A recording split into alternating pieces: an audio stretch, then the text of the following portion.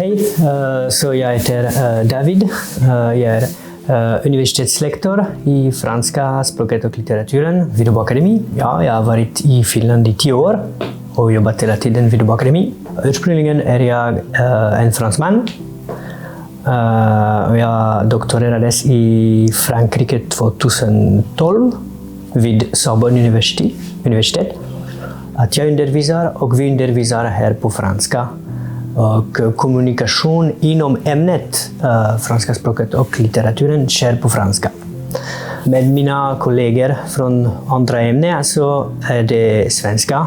Jag är med också i olika grejer vid fakulteten och det sker också på svenska. Jag måste säga att då jag började här vid Åbo Akademi hade jag inte förstått bra den här grejen med finska, svenska. Och om jag minns bra, så mina första veckor här så svarade jag kitos till alla. Det var ju för att det är inte så, man vet inte i Frankrike att Finland har 2 språk.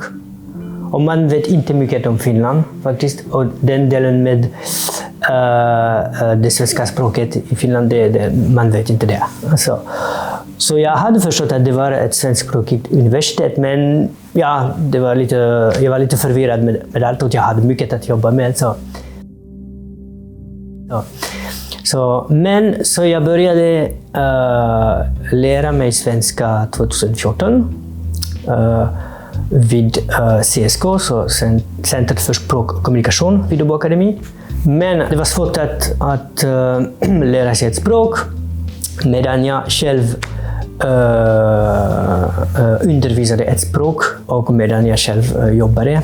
Så jag tyckte att det var viktigt för mig att fokusera på svenska, bara på svenska under en viss tid. Och så jag tog 2 sommarkurser i Sverige. Jag tittar på TV, jag lyssnar på radio, jag läser om jag kan läsa, om jag hinner att läsa annat än det som jag måste läsa. Och jag försöker alltså göra allt som jag kan här på svenska också.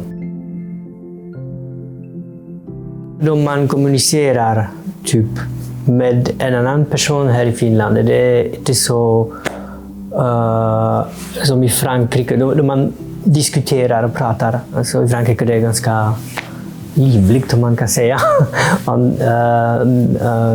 Men i Finland så det är bra att man lyssnar på vad den andra säger och sen kommunicerar på ett annat sätt. Det är kanske lugnare här. Och det är en positiv sak. Ja, jag tycker att det är intressant och det är viktigt om man vill delta i det finländska samhället i allmänhet. Så man kan förstå det här.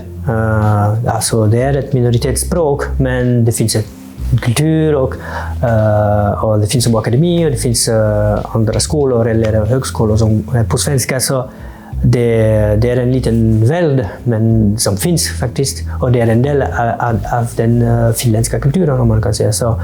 Ja, det är intressant också om man vill resa och upptäcka de andra nordiska länderna, för att med svenskan så kan du förstå i Sverige, men också norska du kan läsa, du kan förstå lite, och lite danska också. Så alltså det ger en vy, om man kan säga, av allt det här. Jag körde runt i Åbo skärgård med en kompis från Frankrike. Det var ganska fascinerande. Då vi började, alltså vi var i Åbo och sen vi körde runt, och då vi var i skärgården så blev allt på svenska. Alla folk vi träffade, det var så, finska i Åbo, man i Åbo centrum, om man kan säga, och sen svenska. Det var som en gräns så här, att man går över och plötsligt så hände det att och jag tyckte det var ganska fascinerande. Alltså, det var också, om man kan säga, en sak vi inte har i Frankrike.